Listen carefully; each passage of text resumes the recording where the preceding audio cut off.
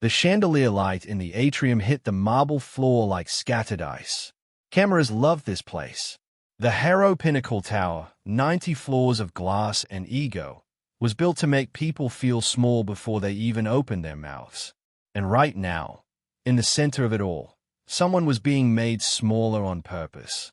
Hands to yourself, the head of security snapped, stepping between her and the billionaire as if she were a threat that could stain his tailored suit. A dozen heads turned. 100 phones rose. A thin ripple of laughter skated through the crowd, unsure whether it was allowed. The billionaire, called a Harrow, the kind of man whose smile showed up in airports and magazine covers like a weather system, looked down at her outstretched hand as if she'd offered him something damp. He didn't take it. He didn't even pretend he hadn't seen it. He let the moment hang. Then he said it, loud enough to land in every microphone. Assistants don't get handshakes. The words hit with a clean, practiced cruelty. Not shouted. Not angry. Worse, casual. Like a rule everyone should already know. Someone in the back gasped. Someone else chuckled. Too quickly. A woman in a silver dress whispered, "Oh my God," as though she'd just watched a stranger trip down a staircase. The woman with the outstretched hand, navy blazer, low bun, no jewelry except a simple watch, didn't flinch. She lowered her hand slowly, like it belonged to someone else. Her face stayed calm, almost blank. But her eyes, steady, dark, unblinking, made Calder's smile twitch. A young man near the velvet rope lifted his phone higher, zooming in. The tiny red live icon glowed on his screen. "Bro," he murmured, half thrilled, half afraid. "This is insane." The head of security leaned in closer to her, voice sharpened for humiliation. "You were told to remain in the staff corridor. You're disrupting a private event." Behind him, 2 other guards shifted their weight, hands hovering near their belts, the posture of men who were used to moving bodies out of sight. A board member, slick hair, expensive cologne, tilted his chin. "Is this another one of those stunts? We can't have disruptions today. Not today. Not today." Because the lobby was filled with investors and journalists.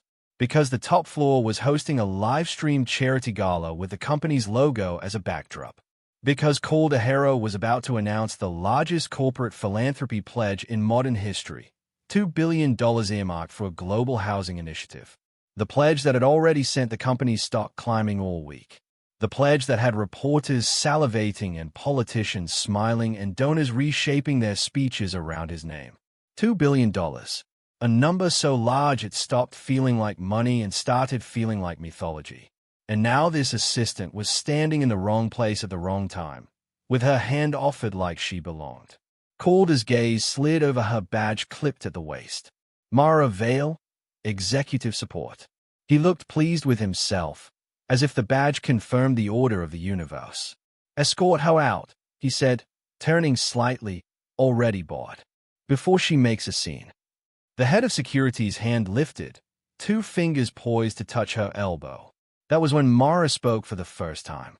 Softly, not pleading, not angry. A calm statement that sliced through the rising noise like a thin blade. "Don't put your hands on me." The guard hesitated, surprised by the steadiness. Phones tilted closer. Someone muttered, "Oh, she's not scared." Calder glanced back, a flicker of irritation crossing his face at the delay. "You heard me." Mara didn't move. Her voice carried, somehow, even without being raised. "I'm here for the pledge papers." A pause. A beat where the air changed temperature. The board member in Cologne scoffed. "Pledge papers? Honey." Calder cut him off with a lazy lift of his hand. "She's confused. Get her out." The guard stepped in again. Mara's gaze didn't flicker away from Calder's face. "Calder," she said, his first name, in front of everyone. A few people inhaled sharply. "Last warning," the head of security growled. "If you resist, you'll be detained." Somewhere, a woman whispered, "Is she about to get arrested?" Somewhere else, a man whispered back, "This is going viral." Mara reached into her blazer pocket. Not fast, not dramatic, just deliberate. Security stiffened. The guards' hands snapped to their belts. The crowd shifted back as if danger had a radius. The head of security barked, suddenly loud. Hands where I can see them. Mara didn't rush. She pulled out a slim, black folder, raised it so the cameras could see, and said, clearly, like she was reading a time and place off a calendar, "Before you remove me, you might want to remember who controls the $2 billion you're about to announce." A hush rippled outward. The livestream phones kept rolling. Calder Harrow's smile finally slid off his face. And for the first time, he looked uncertain. Mara opened the folder, and the world leaned in. Everything was about to reverse.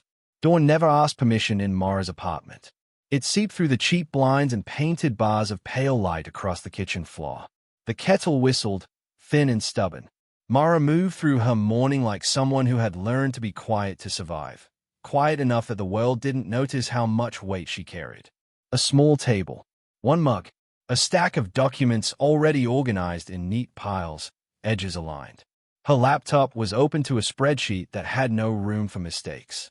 On the counter sat a single photo in a frame, a woman with tired eyes and a brave smile, her arm around a younger Mara in a graduation cap. Mara touched the corner of the frame with her fingertip as she passed. "Morning, Mom," she murmured, more habit than belief. But the words steadied her anyway. She checked her phone. 3 missed calls from an unknown number. 1 voicemail. She pressed play. A man's voice, controlled and official. "This is Attorney Sloan Mercer. I'm calling regarding the Vail Trust. Please return my call as soon as possible. Time sensitive." Mara stayed at the screen. Vail Trust. Her last name. A trust she'd never asked for, never spoken about, never even understood. She set the phone down carefully, as if it might bite. Then she looked at the documents on the table. Today's agenda for Calder Harrow, the gala schedule, the pledge announcement timeline, the talking points she'd rewritten twice because Calder couldn't be bothered to learn the names of the countries he claimed he wanted to help. Her work wasn't glamorous. It was invisible. She had learned to make herself invisible because visible people got questioned, mocked, corrected, blamed. Invisible people got work done. She took a sip of tea and let herself remember, just for a moment, the life she'd come from. A childhood of eviction notices taped to the door. A mother who worked night shifts and still hummed while making ramen feel like a feast. A scholarship she'd earned with grades and grit and the kind of exhaustion that sits in your bones. Mara had crawled out of scarcity one decision at a time. She'd taken the assistant job because it paid, because it had health insurance, because she promised herself she would never again stare at a knee-empty fridge and pretend she wasn't hungry, and because there was something else, something she didn't tell anyone. She watched people like Calder Harrow up close. She watched how power moved in rooms, how it smiled while it crushed, how it called itself generous, how it used other people's work as a mirror to admire itself. She'd learned to stay calm because panic made you predictable, because anger made you dismissible. Calder had called her kid on her first day despite the fact she was 31. He'd snapped his fingers once to get her attention. He'd laugh when she corrected a mispronunciation of a refugee camp's name. "Details," he'd said. "You're good with those." She'd smiled politely. She'd swallowed the heat in her throat. Because she needed the job. Because dignity, she had learned, wasn't always loud. Sometimes it was the decision to endure until the moment you didn't have to anymore. Her phone buzzed again. Same unknown number. This time, she answered. "Ms. Vail," the voice said. "Thank you. I've been trying to reach you. I'm Attorney Mercer. This concerns your late grandfather, Jonas Vail." Mara's stomach tightened. "My grandfather died before I was born." "Yes," the attorney said. "And he left instructions. The Vail Trust has been dormant until certain conditions were met. Those conditions were met last month." Mara sat down slowly. "I don't understand," she said. "You've been named controlling trustee," Mercer replied, as if reading off the weather. "Sole authority. And there's an immediate matter involving a pledge donation of $2 billion. Mara's breath caught. $2 billion. The number that had been everywhere in her life for weeks. On press releases, meeting notes, Calder's rehearsed speeches. "How does that?" she began. Mercer cut in gently. "The pledge funding is not coming from Calder Harrow personally. It's coming from the Vail Trust, via a philanthropic vehicle that your grandfather established decades ago. The arrangement was structured to remain anonymous until today. Mara's fingers tightened around the phone. "Why wasn't I told?" she whispered.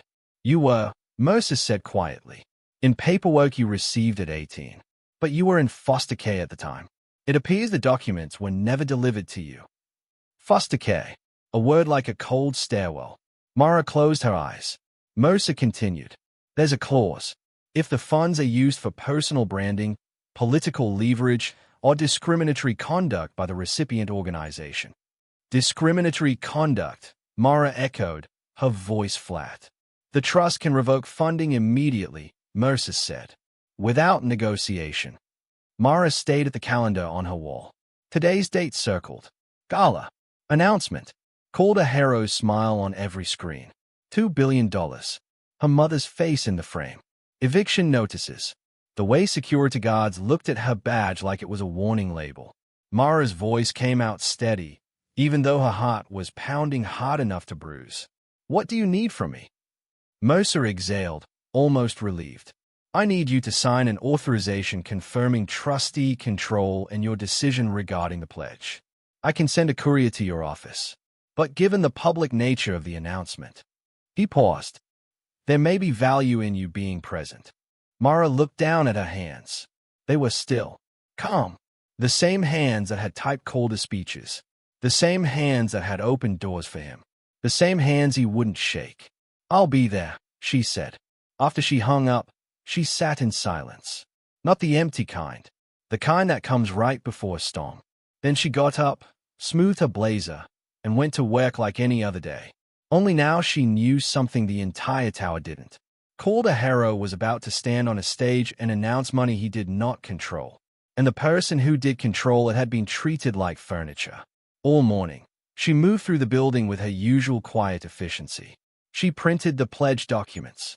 She confirmed the livestream schedule. She watched Calder practice his lines in a mirror. "People deserve dignity," he said, rehearsed compassion in his voice. Mara looked at him and thought, so do assistants. She didn't say it. Not yet.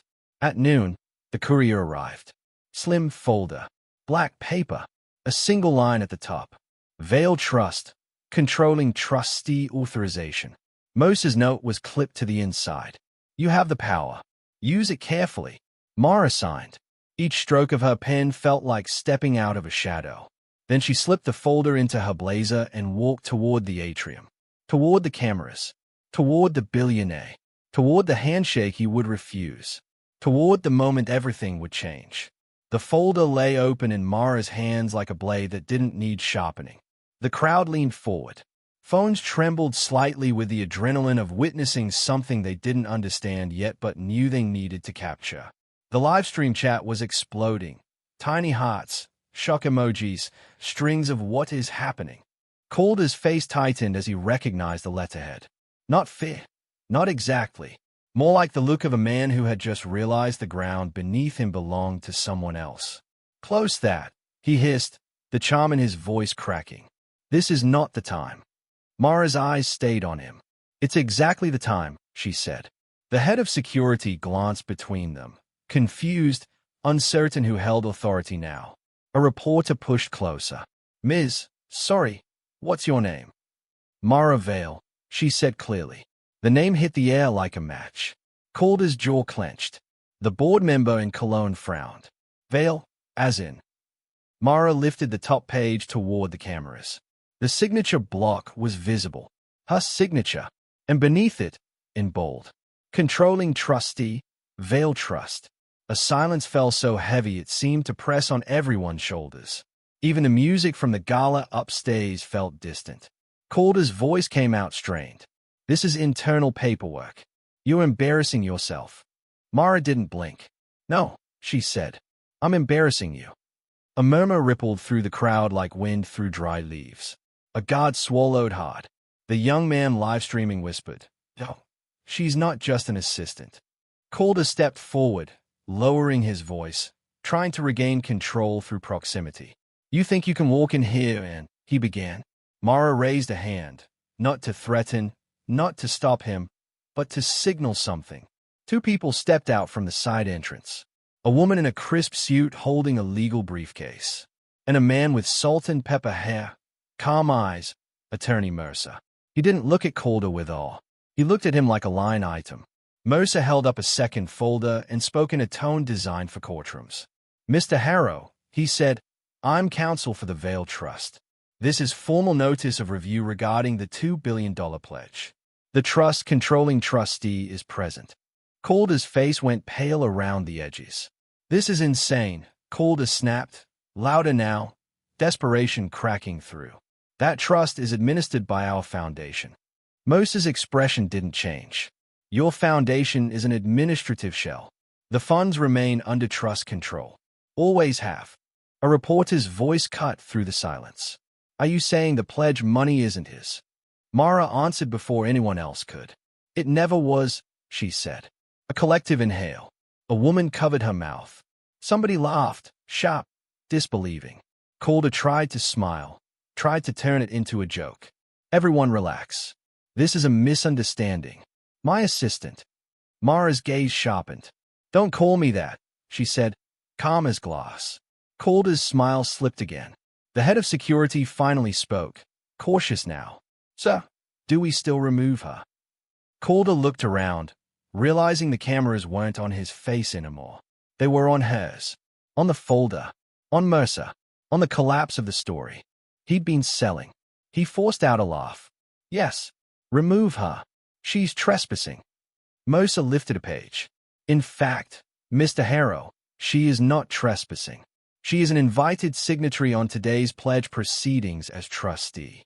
Your team acknowledged receipt of the trustee appearance notice at 9:14 a.m. Calder froze. He looked toward his staff, toward the legal team, toward the people who suddenly wouldn't meet his eyes. Mara's voice stayed steady. You wanted this to be a stage, she said. So let it be one. She turned slightly so the cameras could see her face. This morning, she continued, I was reminded of a clause in the trust. The clause exists for a reason. Calder barked, stop talking. Mara ignored him. When an institution uses charity as branding, when it uses money to buy admiration while treating people like they are less than human, funding can be revoked. Calder's voice went sharp, ugly. You don't have the authority. Mercer stepped forward and spoke clearly, loudly, for every microphone. She does. Sole authority. The atrium went silent in a way that felt cinematic, like even the air stopped moving. Mara lifted her pen, looked at Calder, and with cameras inches from her face, with thousands watching live, she signed the final line on the revocation notice. One stroke, then another, then a final underline like a door closing. Mercer stamped it. The sound, thunk, echoed through the lobby. Mara closed the folder, and for the first time, Calder Harrow looked truly afraid. It didn't happen all at once. It happened like dominoes, fast enough to shock, slow enough to watch. Upstairs, the gala host stumbled over his words when someone whispered into his earpiece. Calder's stage manager signaled frantically. The live stream cut to a technical difficulty screen, but it was too late. 100 other live streams existed now. 1,000 clips. People were already posting. Billionaire humiliates assistant. Then she revokes $2 billion. Within minutes, Calder's company ticker began to slide. At first, a dip, then a drop that made traders sit up straight. Phones rang in boardrooms across the city. A journalist shoved a microphone toward Calder as security tried to move him back. Mr. Harrow, did you misrepresent the source of funds? Calder snapped, no comment. Did you discriminate against a trustee live on camera? No comment. Mara watched, calm, as the world he controlled started controlling him. A board member hissed at Calder, voice low and furious. You said the trust was locked in. Calder's eyes flashed. It was, until you made her an enemy, the board member spat. Security tried to guide Mara away now, gently, respectfully, like suddenly she had an aura that required careful handling. She didn't need it. She walked on her own. Mercer stayed beside her, quiet. In the following hours, the fallout became headlines. Investigation into Harrow Foundation funding source. Board demands emergency meeting. Security footage and live stream sparked bias backlash. Sponsors pulled out of the gala. Partner organizations released statements. Employees posted anonymous accounts of a toxic culture. Former assistants and interns began sharing their own humiliations, snapped fingers, mocking jokes, rules about speaking only when spoken to. The company's stock closed down double digits by end of day. By midnight, Calder's face was everywhere. Frozen in the moment, he said the words. Assistants don't get handshakes. And beside it, Mara's face, calm, unshaken, holding the folder like a verdict. In the days that followed, regulators requested documents. The board launched an internal review. 2 senior executives resigned in the way powerful people resign when they are being pushed. Calder tried to spin it at first. A press release about miscommunication, about valuing every team member, about a commitment to listening. But the internet had heard him, and the internet did what it does when it senses hypocrisy. It refused to forget. 3 days later, Mara stood in a small community center, not a glass tower. No chandelier, no marble, just fluorescent lights and folding chairs and a banner made by volunteers that read. Reporters sat in the back. People who'd been displaced sat in the front. Mara held no folder now, only a microphone. When she spoke, her voice didn't carry anger. It carried gravity. I didn't revoke that money because I wanted revenge, she began. The room quieted. Outside, cameras clicked. I revoked it because dignity isn't a reward you give people when they impress you. It's the starting point. A murmur of agreement. Mara took a breath. I've been called just an assistant more times than I can count, she continued. But what people really mean when they say just is, I've decided your humanity is negotiable. The words landed like stones in water, rippling outward. She looked toward the cameras. Here's what I learned living on both sides of power, she said. Some people think respect is a luxury item, something you can only afford if you have the right title, the right suit, the right last name. Her eyes softened, briefly, like she was seeing her mother's face. But respect isn't expensive, Morris said. It's free. It costs nothing to look at someone and see them. Silence. A reporter lowered her pen. Mara continued. When a person in power tells you you don't belong, she said, they are not describing you. They are revealing themselves. She paused. And when they treat kindness like it's beneath them, she added, they don't just damage one person. They teach everyone watching that cruelty is normal. Her gaze moved across the room, across faces that knew what it meant to be dismissed. So I made a decision, Morris said. The $2 billion will still go where it was promised to go, into housing, into communities, into stability. A collective exhale. But it will go without a crown on it, she said. No vanity, no photo ops that turn human need into someone else's spotlight. Her voice stayed calm. If you want to be remembered, she said, don't chase applause. Build something that still stands when you're not in the room. She lowered the microphone slightly. And if you ever find yourself tempted to humiliate someone to prove you're important, she finished, ask yourself why you need someone else to be small for you to feel tall. The room erupted, not in cheering, but in something deeper. A standing, quiet affirmation. People wiping their eyes. People nodding like they've been waiting their whole lives to hear someone say it out loud. By late summer, the Harrow Pinnacle Tower looked the same from the outside. Glass still gleamed. The logo still shone. But inside, things had changed in ways that didn't fit in a photograph. Calder Harrow no longer walked those halls. The board removed him quietly at first, then publicly when the investigations deepened. There were hearings, settlements, a reshuffling of leadership that came too late for the people who'd already been harmed, but still mattered for the ones who remained. Some of Calder's old allies disappeared from the spotlight. Others tried to reinvent themselves. Some apologized. Most didn't. Mara didn't follow the drama. She followed the work. The Vail Trust launched the housing initiative exactly as promised, but under a new structure. Community-led councils, transparent audits, strict anti-discrimination clauses, and partnerships with local builders instead of flashy global contractors. No one got a gala. No one got a chandelier. Families got keys. A mother in Detroit opened a door to an apartment she could afford and cried into her sleeve because the kitchen had enough cabinets.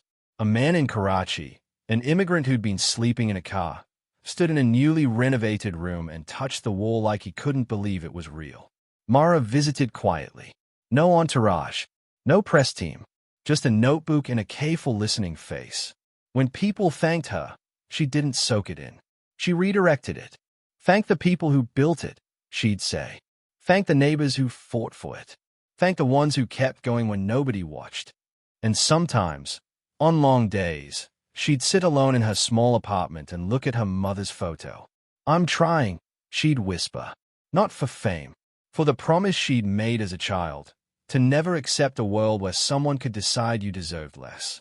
One afternoon, she received a letter forwarded from the old office. No return address at first, then a name at the bottom. Called a hero. The handwriting looked strained, unfamiliar. The letter was short. No excuses. Just a sentence that felt like it had been carved out of pride with a dull knife. I didn't know how easily I could become the kind of man I used to hate. Mara read it once. Then she placed it in a drawer, not as a trophy, not as a grudge, but as evidence that people sometimes see themselves too late. She didn't write back. Not because she was cruel. Because the world didn't need her to validate his awakening. It needed her to keep building. Outside the community center months later, a young staff member, new, nervous, reached out a hand to greet her. Mara took it immediately. Firm, warm, equal. Thank you for coming, the young staffer said. Mara smiled gently. Thank you for doing the work, she replied. And then she walked inside, where the chairs were set up and the agenda was printed and the people who used to be invisible were now in the front row, speaking, voting, deciding. No chandeliers, just light. If you watched someone get humiliated in public, if you heard someone say, "You don't belong," would you stay silent because it was easier, or would you be the person who reaches out a hand anyway?